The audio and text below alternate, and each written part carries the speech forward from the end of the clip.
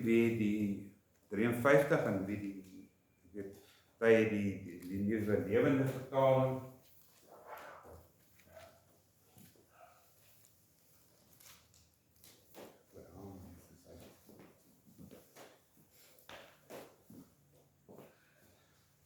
Ek gaan vir ons lees uit die ou vertaling, die 83, maar jy kan hulle volg in die eie Bybels.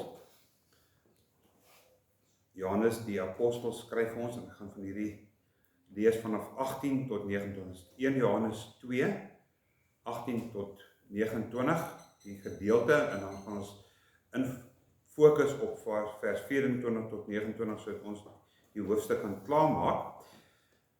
Wat hy skryf hier, kinders, dit is die laaste uur, en soos julle gehoor het dat die antichrist kom, bestaan daar ook nou baie antichriste, waaruit ons weet dat dit die laaste uur is. Hulle het van ons uitgegaan, maar hulle was nie van ons nie, want as hulle van ons was, sou hulle by ons gebly het. Maar dit moes aan die lig kom, dat hulle nie almal van ons is nie. En julle het die heilige salwing, hierdie salwing van die heilige en weet alles. Ek het nie aan julle geskryf omdat julle die waarheid nie ken nie, maar omdat julle dit ken en omdat geen leuen uit die waarheid is nie. Wie is die leenaar behalwe hy wat ontken dat Jesus die Christus is? Dit is die antichrist wat die Vader en die Seun loon. Elkeen wat die Seun loon, het ook nie die Vader nie. Wat julle dan van die begin af gehoor het, laat dit in julle bly. As in julle bly wat julle van die begin af gehoor het, dan sal julle ook in die Seun en die Vader bly. En dit is die belofte wat hy ons beloof het, naamlik die ewige lewe. Dit het ek aan julle geskrywe met betrekking tot die wat julle mislei. Dan kom hy weer terug na die punt van 20. En die salwing wat julle van hom ontvang het, bly in julle. En julle het nie nodig dat iemand julle leer nie, maar soos dieselfde salwing julle aangaande alles leer, so is dit ook waar en geen leuen nie. En soos die julle geleer het, so moet julle in hom bly. En nou my kinders, bly in hom, sodat ons vrymoedigheid kan hê wanneer hy verskyn en nie beskaamd van hom weggaan by sy wederkoms nie. As julle weet dat hy regverdig is, dan weet julle dat elkeen wat die geregtigheid doen uit hom gebore is. Tot sover, Vader, ons is afhanklik van die Gees om ons te lei in alle waarheid, soos hy ook vir Johannes die apostel gelei het in die waarheid. Vader, en dit vir hom van kritieke belang was om oor die waarheid te praat, sodat die leuen uitgekanseleer word. Maar ons weet ook dat binne in u, Here, is al die waarheid in Christus Jesus wat verskyn het. Buite u is, Here, alles wat verkondig word is die leuen, want u is in die Seun en die Seun is in u, en ons is ook in u Seun. Mag ons in hom bly, as ons na die geskrifte kyk in Jesus naam. Amen. Nou, die apostel Johannes, voordat hy sterf, het ons gesê, skryf hierdie algemene omsienbrief van die stad van Efese. Hulle noem dit 'n algemene omsienbrief, want dit was nie net bedoel vir die kerk in Efese nie, dit was vir al die kerke in die Romeinse Ryk, wat moes weet. En Efese, het ons gesê, maar ons moet dit herhaal, was die hoofstad van Klein-Asië. Dis waar die meeste godsdienstige aktiwiteite plaasgevind het in die Romeinse Ryk. Juis omdat al die handelaars en die mense Efese gesien het as eintlik 'n godsdienstige hoofstad. Sover ek kan onthou, is Artemis se tempel ook in Efese gewees.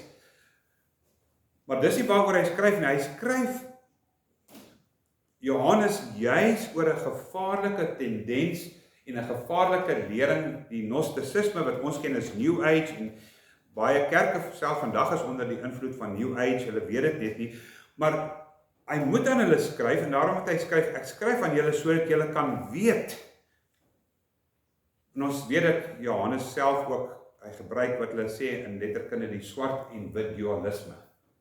Ons het dit al gesê, swart en wit dualisme beteken leuen teenoor die waarheid, lig teenoor duisternis, hulle teenoor julle. Hy hou aan daai teenpole, dit swart en wit dualisme wat hy gebruik. Ook so hier, die leuen en die waarheid, en julle, hy sê as julle die salwing het julle die waarheid, behoort julle die waarheid te ken. En hy dryf dit op spits in hoofstuk 4, vers 4, amper die groot gedeelte waarna hy verwys, en ons ook moet kennis neem van sy gedagterigting. Hy sê, Johannes, julle kinders is uit God, en het hulle oorwin. In ander woorde, die praat hier van die gees van die antikristus. Julle het hulle oorwin, hierdie mense wat nie uit God is, het julle oorwin. En hulle teenoor julle wat kinders is uit God, en het hulle oorwin, omdat hy wat in julle is groter is hy wat in die wêreld is. Hulle is uit die wêreld, of hulle is uit die wêreld, en daarom praat hulle soos die wêreld, die ander vertaling sê, uit die wêreld, en die wêreld luister na hulle. Weereens die wêreld teenoor die valsheid, hy sê, maar julle behoort hierdie dinge te ken, want hulle is uit die wêreld, daarom praat hulle uit die wêreld, en daarom sal die wêreld na hulle luister.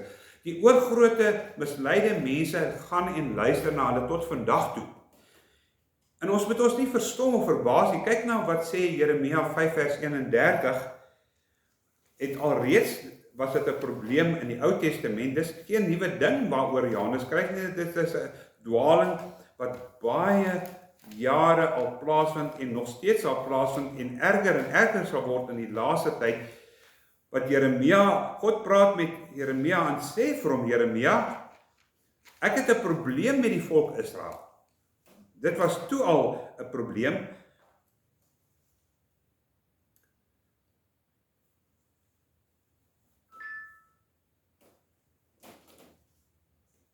Jeremia 5 vers 31, die begin van een van die boeke, en dit het natuurlik vir Jeremia nie baie populêr gemaak nie, want hulle het geglo, die Israeliete, hulle is op die regte pad, daar's niks fout met wat hulle doen nie, en dan betree God dit, en dan sê hy deur Jeremia 5 vers, eintlik van vers 30 sê hy, 'n ontsettende en afskuwelike ding het in die land gebeur. Die profete profeteer vals, en aan hulle sy, reg langs aan hulle flank, die priesters voer hulle mag uit, en dan sê hy, en my volk wil dit so graag hê. Maar wat sal julle doen aan die einde daarvan? Dieselfde in Johannes se tyd, hulle luister na hierdie mense, want hulle is bestem om na hulle te luister. Hulle het van ons uitgegaan, omdat hulle nie deel van ons is nie, omdat hulle wil luister na die mense wat hierdie dinge van die wêreld vertel. Daarteenoor sê hy eintlik, maar julle, in 2 keer in hierdie gedeelte in hoofstuk 2 keer sê hy, maar julle het die salwing van die Heilige, met ander woorde, julle het die salwing van die Heilige Gees, en julle weet alles, julle behoort te weet, te kan onderskei, want julle het die salwing. Hoe is dit dat julle nie kan onderskei as julle die salwing het nie? In die vers 27 herhaal hy hierdie gedagte, en hy sê, die salwing wat julle ontvang het, bly in julle. En dit is nie nodig dat iemand julle moet leer nie. Maar soos hy, die salwing, die Heilige Gees, julle alles leer, so moet julle in hom bly. So is bly in hom, die woord bly meno, bly in hom, julle het die salwing ontvang, julle behoort te onderskei, want die salwing bly in julle. En dit is die waarheid, en dis nie 'n leuen nie, sê Johannes in vers 7, einde van vers 27. Dis waar ons nou gekyk het, die vervulling van Jesus, wat Susie vir ons gelees het, wat gebeur hier. Die Here sê, en hy sal kom, die parakleet, die trooster, die salwing, hy salf gelowiges. Hulle word weergebore nie uit verganklike dinge nie, want Petrus sê vir ons in 1 Petrus 1 vers 22 tot 23 verduidelik die weergeboorte wat Johannes ook vir ons in Johannes 3 van vertel. Die Heilige Gees bring weergeboorte en Paulus herhaal dit waar Petrus skryf in die konteks aan 'n verstrooide kerk in diaspora.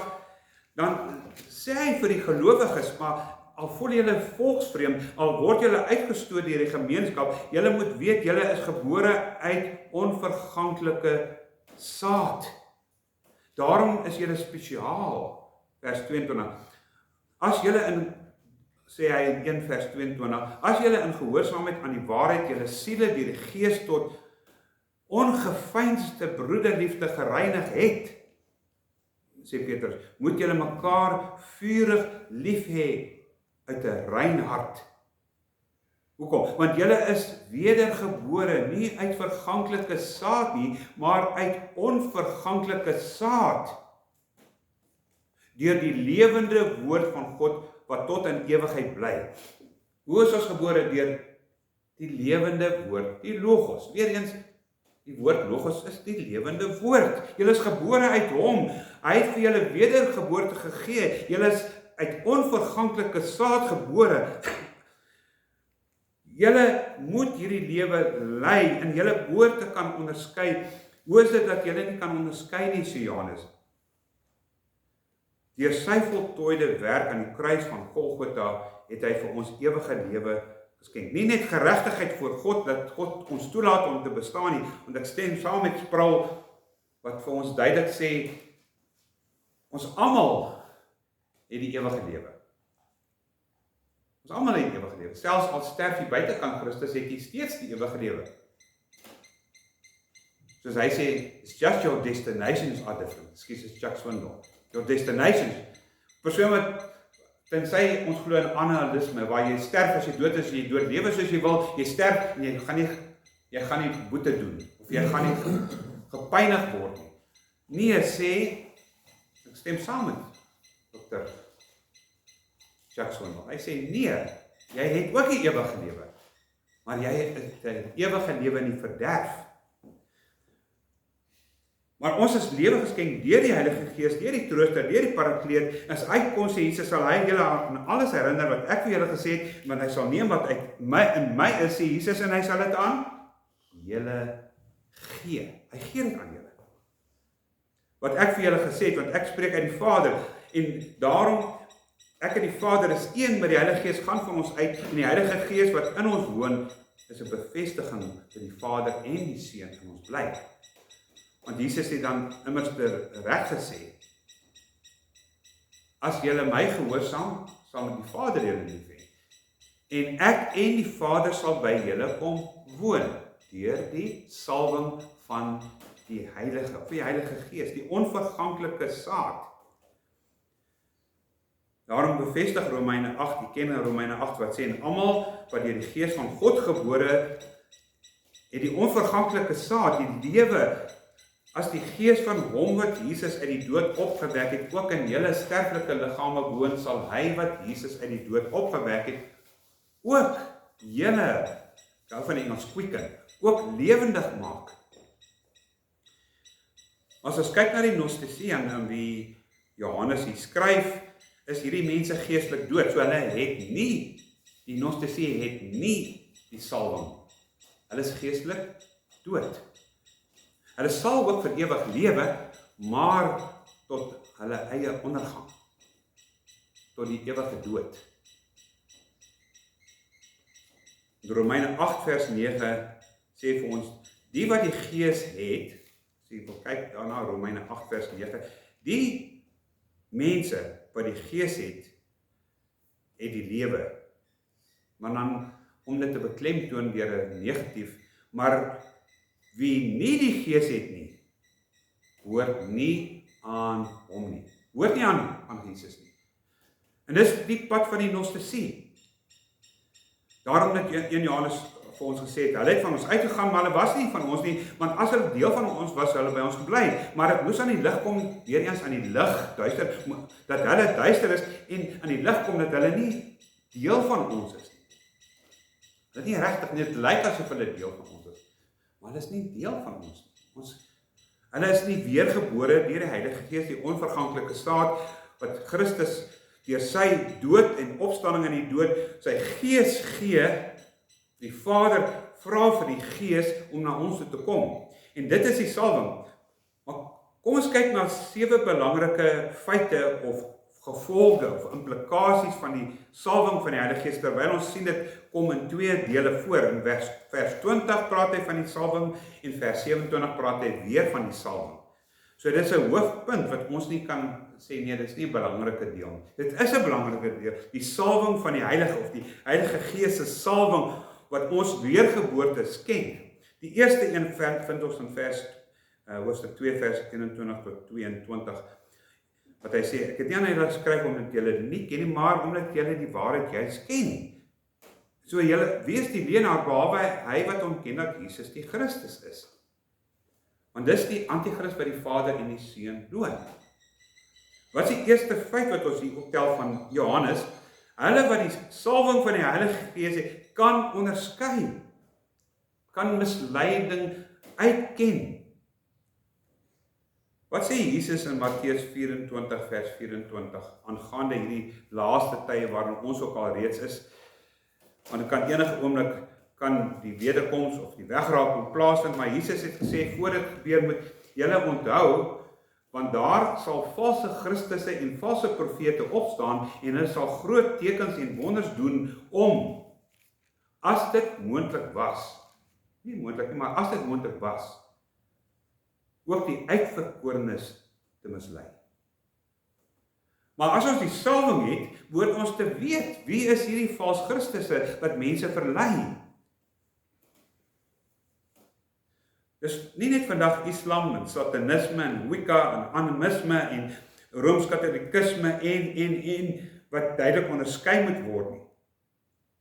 Want Jesus het alreeds in Matteus 7 gewaarsku. Hy sê baie mense sal in die laaste dae, Matteus 7 vers 21, baie sal in preek en profeteer en demone uitdryf en wonders doen.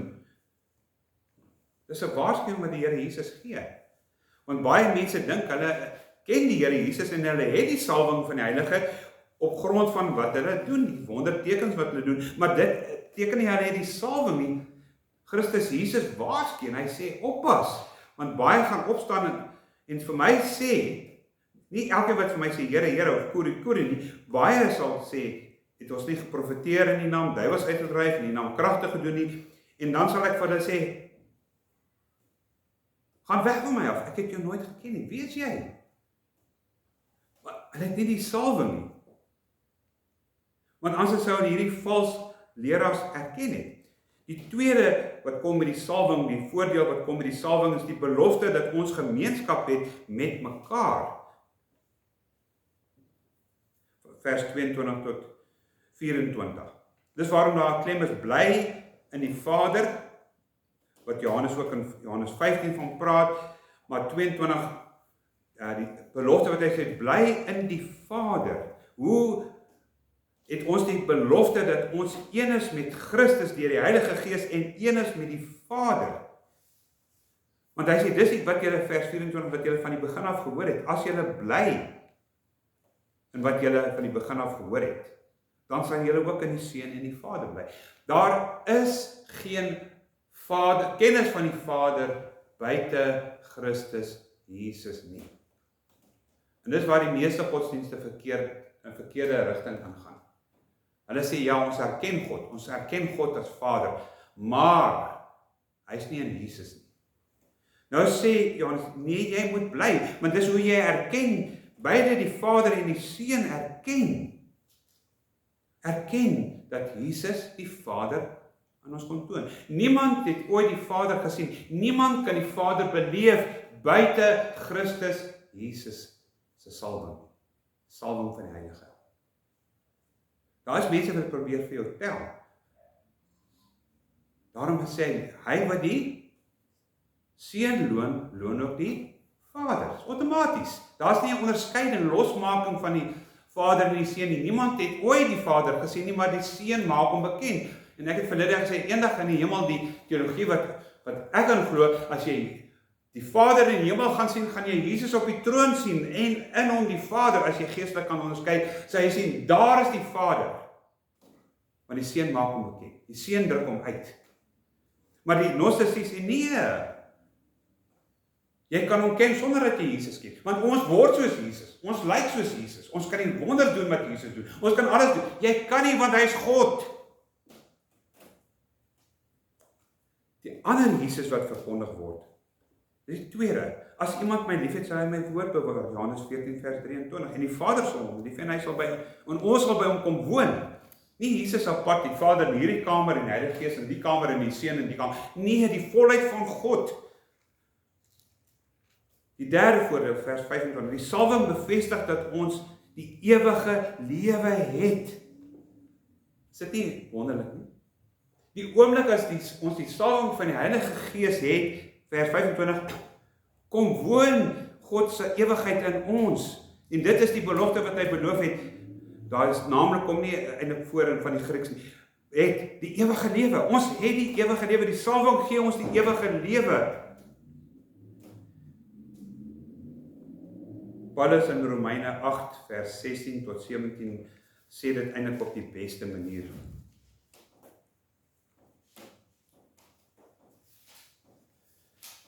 Want ons kan nie Jesus ken as ons die Heilige Gees nie in ons is. Ons nie die salwing het, ken ons nie Jesus nie. En dan ken ons ook nie die Vader nie, want die Vader is in Jesus en Jesus in die Vader. Kan ons nie onderskei nie, en ons kan nie ons koppe daar rondom kry, want ons is mense, ons weet nie hoe die hypostatiese eenheid van God werk nie, behalwe dit wat hy vir ons sê, glo ons, wat dit as ons gesegde. God says it, I believe it, that's it. Hy woon in sy volheid, nie 'n pinkie van God in jou en voorganger en die ander, in die volheid van God in elke wese wat die salwing ontvang het. 8 vers 16 sê Paulus, die Gees self getuig saam met ons, dat ons kinders van God is. En as ons kinders is, dan ook erfgename, erfgename van God en mede-erfgename van Christus, as ons naamlik saam met hom ly, sal ons ook saam met hom verheerlik kan word. Die vierde voordeel implikasie, die Heilige Gees se salwing onderrig ons in alles, in die Heilige Woord. Lydia en ek het mekaar op Sawekamp ontmoet, onthou vir pastoor Willie Crew. Hy is van World Mission Center.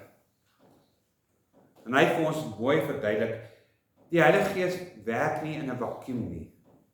Daai het dit ook vir ons gesê. Ja, ek ken die woord, ek het die woord memoriseer, maar woon die woord in ons, want hy sê, jy kan nie, en ek dink hy werk interkerklik, hy het gesê, moenie vir my sê, jy kan in tale praat nie. Ek wil dit nie hoor nie. Kom sê vir my, jy ken die woord, en dat die Heilige Gees in jou woon, en as die Heilige Gees in jou woon, sal hy wat in die skrif staan, vir ons lewendig maak. In die salwing en julle weet al hierdie dinge. Weer Spurgeon, the Holy Spirit rides in the chariots of Scripture. Wat 'n modern Paul. Die vierde voordeel wat ons het, dat die skrif in ons lewendig word en die skrif betekenis kry deur die Heilige Gees, want ons het die salwing. My so bevestig in Psalm 119 vers 99. Wie ken daardie Psalm? Jy het hom al gehoor. Wat sê Dawid hier? Skryf in Psalm 19 vers 99. Dit kan verskillende maniere vertaal word. Onthou, Dawid, as hy van die woord of die skrif praat, party van insettinge, verordeninge, die woord, die getuienisse, maar Dawid sê, ek is verstandiger dan al my leermeesters. Hoekom? Want u getuienisse, aan die woorde, u woord, die geskrifte, is my bepeinsing. Ek bepeins, Psalm 1, en hy bepeins sy woord dag en nag, en hy oordink sy woord dag en nag. Daarom is ek wyser, ek is meer verstandig dan al my leermeesters, al my professore, al die dokters wat my geleer het. En ek het baie dokters gehad wat my geleer het, die professore. Maar as jy nie die woord van God bepeins nie,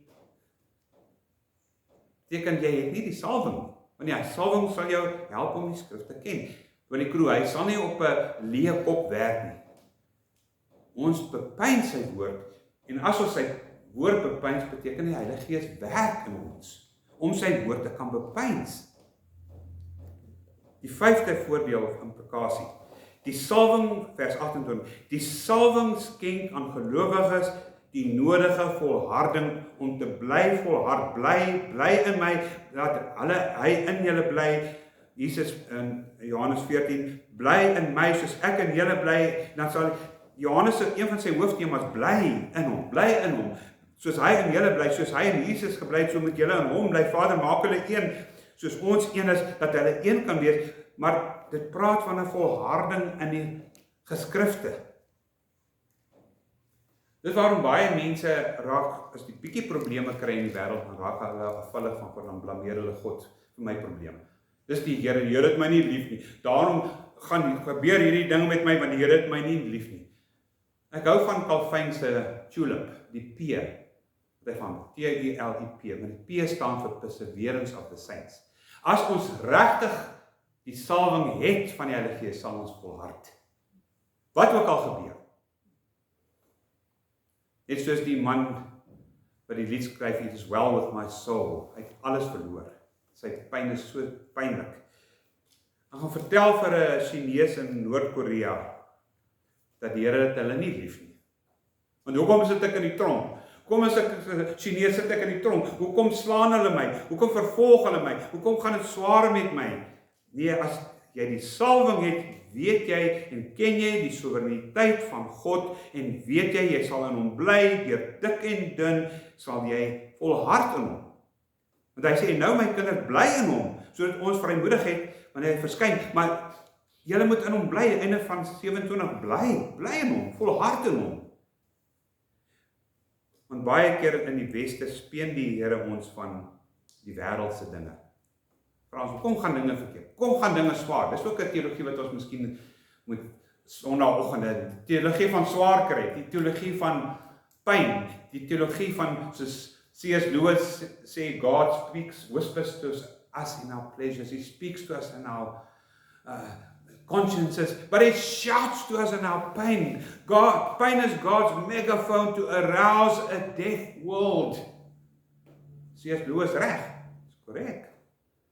Pyn is baie keer God se megafoon om ons wakker te maak en te leer om nie uit die wêreld te lewe, maar in hom te lewe. Want hoe oorleef duisende Christene in Noord-Koreaanse tronke?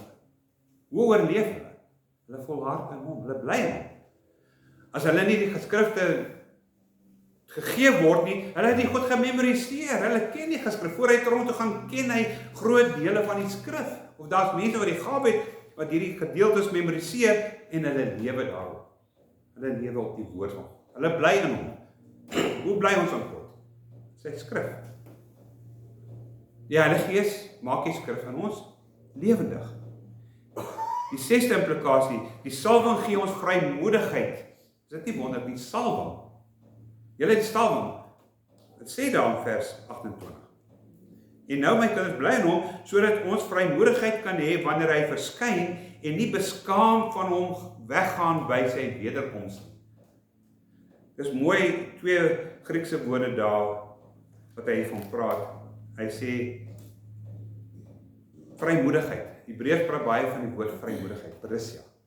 Dis vrymoedigheid, kom van die Grieks om te staan in die plein, die reg om te praat. Ander moet shut up en jy praat. Jy het die parousia, jy het die vrymoedigheid om te praat. Nou sê dit, danksy Jesus se werk aan die kruis het ons vrymoedigheid om met God te praat. Ons het die reg verkry as kinders om met hom te praat. Maar hy sê, net hierdie vrymoedigheid het ons nie, maar by sy verskyning. Wat is dit die Grieks parousia? Sy verskyning, wanneer hy verskyn. So ons kan met hom praat totdat hy verskyn en ons kom haal. Hy sê, dat julle vrymoedigheid kan. Julle het seker al baie gehoor, in Ester kom die woord God nie een keer voor nie. Julle weet dit, nee. Die boek Ester. Daar is geen verwysing na God nie. Maar as daar nou een gedeelte is wat praat van Christus, is dit Ester. Want wat gebeur in Ester? Kyk in Ester 5. Wat gebeur in Ester 5? Op die 3de dag het Ester haar koninklik aangetrek en gaan staan in die binneste voorhof van die paleis van die koning, teenoor die saal van die koning. Terwyl die koning op sy koninklike troon sit in die koninklike saal. Hoeveel keer hoor jy die woord koninklik, koninklik, koninklik, koning. En toe, net toe, die koningin Ester in die voorhof sien staan, het sy genade in sy oë gevind. En die koning het die goue scepter wat hy in sy hand was, na Ester toe uitgesteek. En Ester het nader gekom en aan die punt van die scepter aangeraak. Wat vertel dit ons? Dit is maar net toevallig. Ester is een van sy is die koningin in Vashti se plek en nou kan sy kan nie net inwals na die koning Ahasveros nie. Jou kop word afgekap. Al is jy 'n vrou. Kyk wat het hy met sy eerste vrou gedoen. Nou kom Ester, sy weet, sy ken koninklike protokol. Sy gaan staan daar, netjies aangetree, net soos die bruid van Christus netjies vir die koning moet lyk. Maar die punt kom hier, wat doen die koning? Sy het genade in sy oë gevind. Genade word hier met 'n rede gesê, genade gevind in die oë van die koning. Wat het die koning gedoen as bewys dat sy genade gekry het? Hy het sy goue scepter na haar toe uitgesteek, volgens die gebruik. En sy kan kom en aan dit raak. As u nie Christus hierin lees nie, lees u verkeerd. Ons het genade by God die Vader, ons kan slegs kom as hy sy scepter na ons uitsteek en ons kan nader kom deur Jesus Christus is simbolies sy scepter, 'n goue scepter wat hy na ons uitsteek. En ons kan kom. Want die salwing het dit vir ons die reg gegee om te praat en na hom toe te kom. Die laaste punt, die salwing stel ons in staat om geregtigheid kan doen in vers 29. As julle weet dan dat hy regverdig is, dan weet julle dat elkeen wat die geregtigheid doen, uit hom gebore is. Ons is uit hom gebore. En as ons uit hom gebore is, sal die salwing ons heilig maak en ons die geregtigheid gee. Volgens 1 Johannes 2, wat hy in geld ook in van hierdie 7 voordele wat ek aan die voorgehou het, wat in hierdie, wat Johannes vir ons gee. Jy ken die verhaal van, waarvoor ons kyk na die verhaal, afsluit daarmee, Lukas 11 vers 13. Wat sê Lukas 11 vers 13 is 'n herhaling van Matteus 7 vers 11, die bergrede. Dit sê, as julle wat sleg is, met wie praat Jesus? Julle wat sleg is, ons, almal, ons mense, julle wat sleg is, weet, om aan julle kinders goeie gawes te gee. Hoeveel meer sal die Vader nie aan hulle gee wat vra om sy gees nie. Bid. As iemand na hierdie video luister, wat as u weet dat u self aan u kinders goeie gawes gee, wat ek hoop u doen, maar u weet om dit te doen, hoeveel meer sal die Vader nie sy gees gee, sy salwing gee vir die wat daarom bid nie. Vader, vul ons met die gees. Geef vir ons die gees van wat ons kan onderskei, dat ons weet ons is regverdig. Geef vir ons ook die sekerheid dat ons die ewige lewe het. Help ons Vader dat ons vrymoedigheid sal hê. Help ons sodat ons kan onderskei. Help ons om te volhard. Maar ongelukkig geld dit net die wat Matteus 13, jy hoef nie te blaai nie, Jesus vertel die verhaal van 'n man wat 'n skat in die veld raakloop. Dan sien hy hierdie skat. Wat doen hy? Hy is nogal 'n bietjie baie skerp hierdie man. Hy maak hierdie skat toe. Hy gooi hom weer toe, want hy wil nie iemand anders met daai skat in die hande kry nie, want dit is sy skat. Hy is so begeerig om hierdie skat te hê, dan gaan hy en dan gaan verkoop hy alles wat hy het. Alles wat hy het. Om nie net die skat nie, die hele grond te koop. Maak seker. Koop in die koninkryk, maar ek soek die skat. Ek soek wie is die skat? Christus Jesus. Soek allereers die koninkryk van God en sy geregtigheid en alles sal vir julle bygevoeg word.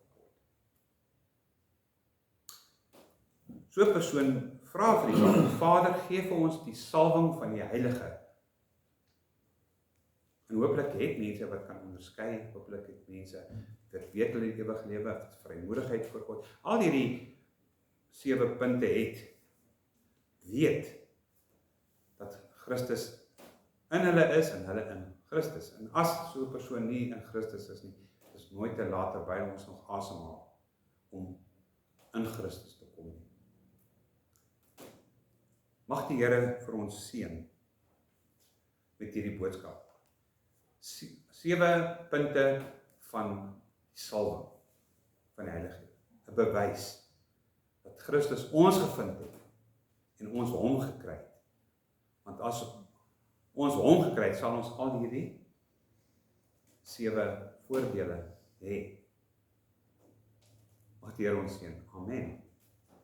Ek gaan vir 30 sekondes gee om te bid. Sê Here, ek wil myself toets of ek volgens Johannes hierdie 7 voordele het van die salwing. Om te kan onderskei, 2, die belofte dat ons met hom gemeenskap het, dat se bewys dat ons in die Vader is, en die Vader in ons, en die Seun in ons, dis ook 'n bevestiging van die ewige lewe, en dat hy deur sy Gees ons onderrig volgens die geskrifte en alles. Ook dat ons die nodige volharding sal hê, en dit gee vir ons die vrymoedigheid, net soos Ester voor Ahasveras die vrymoedigheid het om te kom. En dan ons geregtigheid te werk deur die salwing. Kom ons bid saam.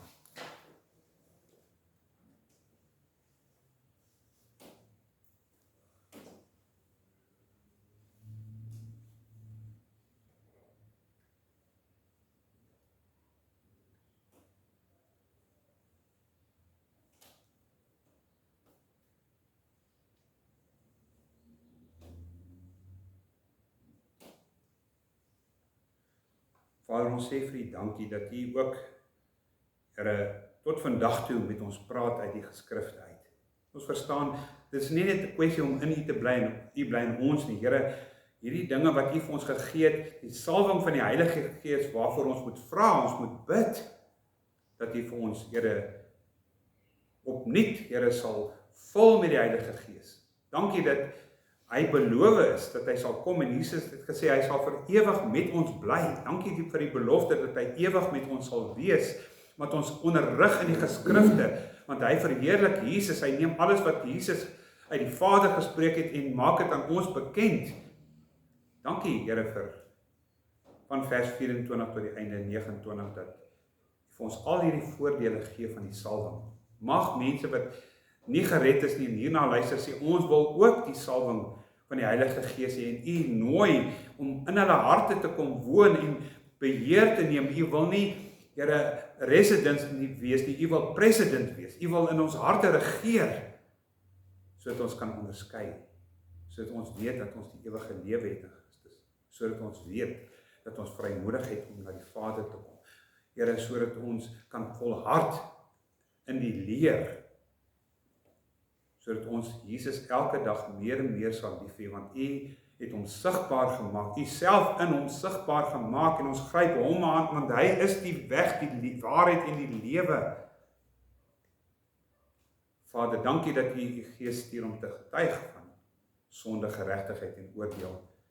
As U tog baie mense wat na die video luister sal oortuig van sonde, geregtigheid en oordeel, sodat hulle met U versoen kan word deur die bloed van Jesus Christus en die kragtige werking van die Heilige Gees in hulle lewens, wat hulle sal lei, sodat niemand hulle hoef te onderrig nie, maar soos die salwing hulle aangaande alles leer, wat Dawid vir ons gee, Here, dat hy ons ook aangaande alles leer, sodat niemand, Here, vir sy broer hoef te sê, ken die Here nie, sê U, almal sal my ken, klein en groot onder hulle, want ek sal my woord of my wet in hulle harte gee, en in hulle verstand sal ek dit inskrywe, en hulle almal sal my ken, klein en groot.